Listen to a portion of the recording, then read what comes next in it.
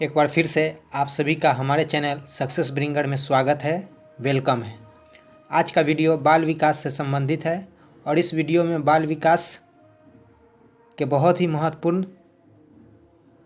प्रश्नों को इंक्लूड किया गया है जो विभिन्न प्रकार के टीटी परीक्षाओं के लिए उपयोगी है। तो चलिए शुरू करते हैं।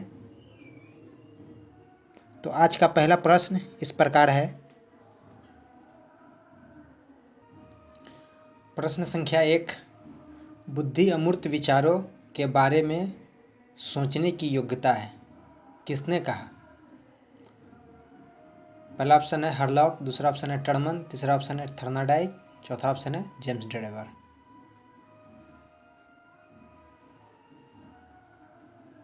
इसका सही जवाब है दूसरा ऑप्शन टर्मन। बुद्धि अमूर्त विचारों के बारे में सोचने की योग्यता है, टर्मन ने कहा। टर्मन ने यह परिभाषाएं दी है। बढ़ते अगले सवाल की तरफ। प्रश्न संख्या 2, शिक्षा मनोविज्ञान शैक्षणिक विकास का क्रमिक अध्ययन है, विचार है, किसका? पहला ऑप्शन है फ्रोबेल, दूसरा ऑप्शन है क्लार्क, तीसरा ऑप्शन है स्टीफन, चौथा ऑप्शन है एडलर।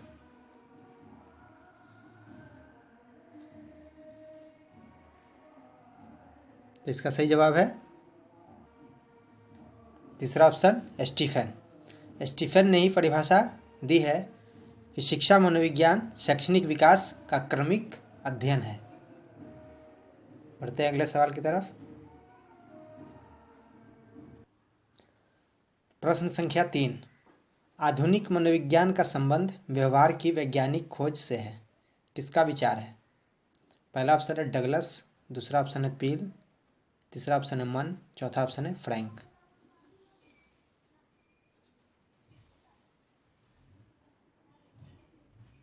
तो इसका सही जवाब है तीसरा ऑप्शन। मन ने कहा है आधुनिक मनोविज्ञान का संबंध व्यवहार की वैज्ञानिक खोज से है।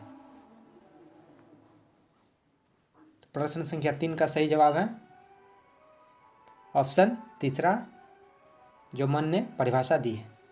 बढ़ते हैं अगले सवाल की तरफ। प्रश्न संख्या 4, कक्षा में छात्रों की संख्या कम होनी चाहिए, किसका विचार है? 4 ऑप्शन है। पहला ऑप्शन है पियाजे, दूसरा ऑप्शन है रूसो, तीसरा ऑप्शन है रॉस, चौथा ऑप्शन है स्किनर।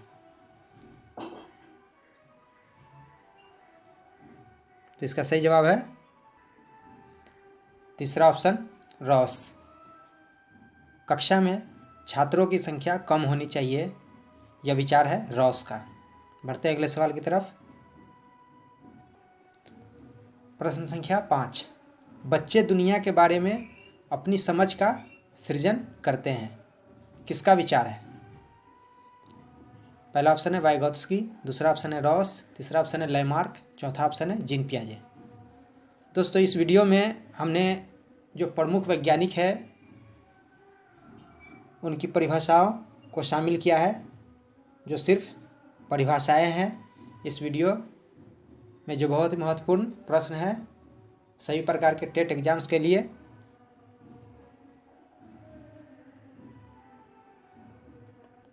तो इसे ध्यान से पढ़ें और कोशिश करें नोट्स बना लें। बहुत ही महत्वपूर्ण प्रश्न है। तो देखते हैं प्रश्न संख्या 5 का सही जवाब कौन सा है। तो इसका सही जवाब है चौथा ऑप्शन जीन पियाजे। जीन पियाजे ने ही कहा है कि बच्चे दुनिया के बारे में अपनी समझ का सृजन करते हैं। बढ़ते हैं अगले सवाल की तरफ। प्रश्न संख्या 6, विकास एक सतत और धीमी धीमी प्रक्रिया है, किसने कहा?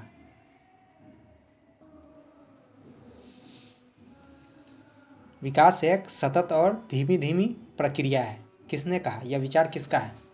4 ऑप्शन है। पहला ऑप्शन है पियाजे, दूसरा ऑप्शन है रूसो, तीसरा ऑप्शन है वुडवर्थ, चौथा ऑप्शन है स्किनर।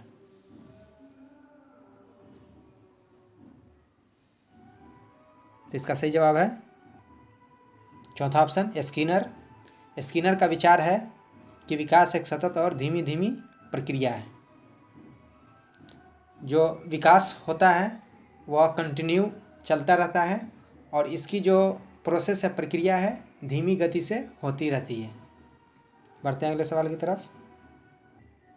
प्रश्न संख्या 7, सीखने का मतलब ज्ञान निर्माण करना है, किसका विचार है? पहला ऑप्शन है गैसेल, दूसरा ऑप्शन है रॉस, तीसरा ऑप्शन है पियाजे, चौथा ऑप्शन है अरस्तू।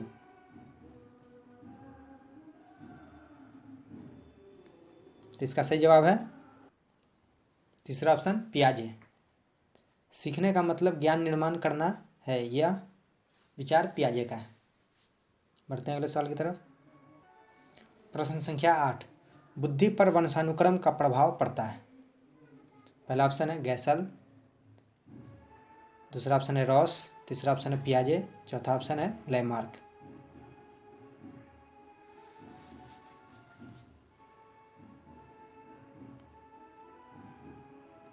इसका सही जवाब है पहला ऑप्शन गैसेल। गैसेल का विचार है कि बुद्धि पर वंशानुक्रम का प्रभाव पड़ता है। बढ़ते हैं अगले सवाल की तरफ। प्रश्न संख्या 9, वातावरण वह बाहरी शक्ति है जो हमें प्रभावित करती है, किसने कहा? पहला ऑप्शन है रूसो, दूसरा ऑप्शन है प्लेटो, तीसरा ऑप्शन है रॉस, चौथा ऑप्शन है हरलॉक।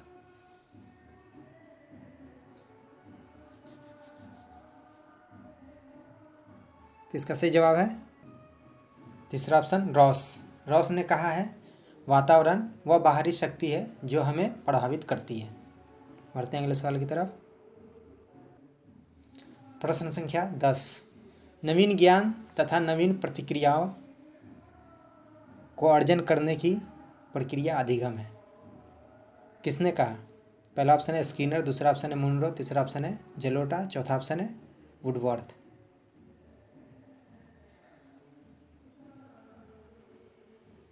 इसका सही जवाब है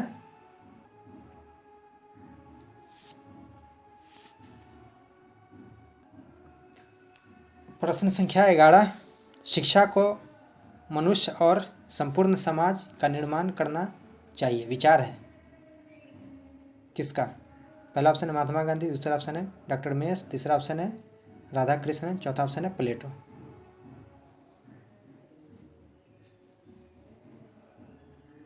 इसका सही जवाब है तीसरा ऑप्शन राधा कृष्णन। राधा कृष्णन का विचार है कि शिक्षा को मनुष्य और संपूर्ण समाज का निर्माण करना चाहिए।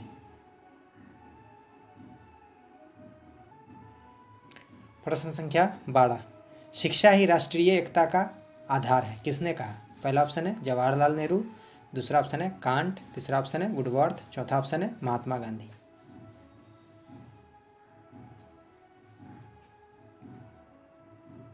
तो इसका सही जवाब है पहला ऑप्शन जवाहरलाल नेहरू। जवाहरलाल नेहरू ने ही कहा कि शिक्षा ही राष्ट्रीय एकता का आधार है। बढ़ते हैं अगले सवाल की तरफ। प्रश्न संख्या 13, मनोविज्ञान शिक्षा का आधारभूत विज्ञान है, किसका विचार है? पहला ऑप्शन है वाटसन, दूसरा ऑप्शन है स्किनर, तीसरा ऑप्शन है जेलोटा, चौथा ऑप्शन है वुडवर्थ।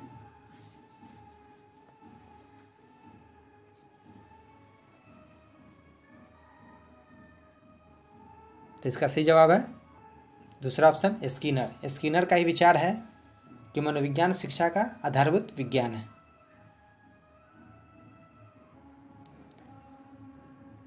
प्रश्न संख्या 14, मनोविज्ञान व्यवहार का निश्चित विज्ञान है, किसने कहा? यह विचार किसका है? पहला ऑप्शन है वाटसन, दूसरा ऑप्शन है क्रो एंड क्रो, तीसरा ऑप्शन है जेलोटा, चौथा ऑप्शन है स्टेनले हॉल।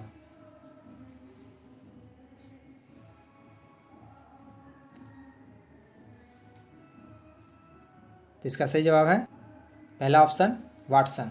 वाटसन ने ही कहा है कि मनोविज्ञान व्यवहार का निश्चित विज्ञान है। बढ़ते हैं अगले सवाल की तरफ और इस वीडियो का आखिरी सवाल है प्रश्न संख्या 15। जो आखिरी सवाल है इस वीडियो का, पिछड़े बालकों की बुद्धि लब्धि 85 से कम होती है, पिछड़े बालकों की बुद्धि लब्धि 85 से कम होती है, किसका विचार है, किसने कहा? पहला ऑप्शन है वाटसन, दूसरा ऑप्शन है गिलबर्ट, तीसरा ऑप्शन है जेलोटा, चौथा ऑप्शन है स्किनर।